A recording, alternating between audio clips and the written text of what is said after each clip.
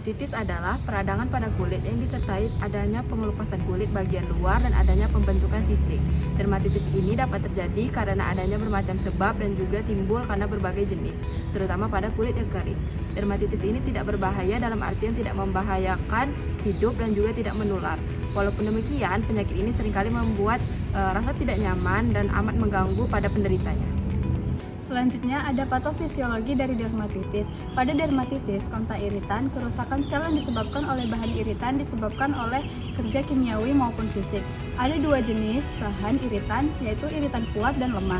Iritan yang kuat akan menimbulkan kelainan pada kulit pajanan pertama pada hampir semua orang.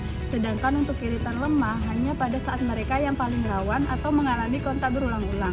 Faktor lainnya misalnya kelembapan udara, tekanan, gesekan, dan okulasi juga mempunyai andil pada terjadinya kerusakan tersebut. Pada dermatitis kontak iritan, kerusakan sel yang disebabkan oleh bahan iritan disebabkan oleh kerja kimiawi maupun fisik.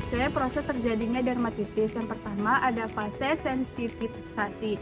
Fase sensitisasi juga disebut fase induksi atau fase aferen, merupakan tahap awal di mana kulit menjadi sensitif terhadap suatu bahan yang disebut alergen kontak.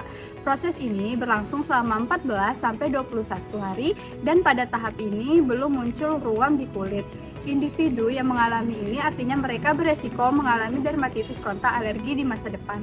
Lalu yang kedua, faktor eksogen atau faktor dari luar tubuh. Itu terbagi tiga, yang pertama fisik, sinar matahari, dan suhu ekstrim. Dan yang kedua, kimiawi, zat-zat seperti asam basa dan deterjen. Dan yang ketiga, mikroorganisme, yaitu bakteri atau jamur yang dapat memicu reaksi alergi. Selanjutnya, penanganan mandiri dermatitis dapat dilakukan dengan cara yang pertama, perawatan non-medis, yaitu dapat dilakukan dengan kompres basah dan dingin pada area kulit yang terkena untuk meredakan rasa gatal, kemudian menggunakan pelembab kulit secara teratur, dan menggunakan sabun lembut atau yang bebas dari pewangi karena sabun keras dapat memicu iritasi pada kulit. Dan juga kita harus mengelola stres seperti melakukan aktivitas yang sehat dengan menjaga makanan, olahraga, atau meditasi, dan menghindari pemicu terjadinya dermatitis seperti sabun keras, bahan kimia, dan parfum yang mengandung alkohol. Kedua, obat tradisional kita dapat menggunakan seperti kunyit, yaitu dengan cara dioleskan pada kulit yang terkena eksim setelah digiling. Juga kita bisa menggunakan sambiloto dengan cara diseduh dan diminum dengan dosis 15 daun per harinya. Kemudian yang ketiga, perawatan medis. Kita dapat menggunakan krim atau salep yang mengandung kortikosteroid untuk mengurangi peradangan. Untuk area yang lebih luas, kortikosteroid jangka pendek dapat digunakan. Tata laksana dermatitis atopik yang pertama edukasi, yaitu memberikan informasi kepada pasien dan keluarganya.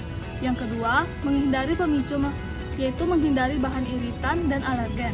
Yang ketiga, memperkuat fungsi kulit atau menggunakan sabun pelembab setelah mandi. Yang keempat, mengurangi inflamasi atau memberikan obat antiinflamasi. Yang kelima, mengendalikan gatal, yaitu dengan memberikan antihistamin dan konseling psikologis untuk membantu mengurangi rasa gatal. Terapi farmakologis yang pertama yaitu hidrokortison, yaitu kortikosteroid untuk mengurangi peradangan di area lokal. Yang kedua, antihistamin untuk mengurangi rasa gatal. Yang ketiga, krim penghalang, yaitu produk yang melindungi kulit dari iritan.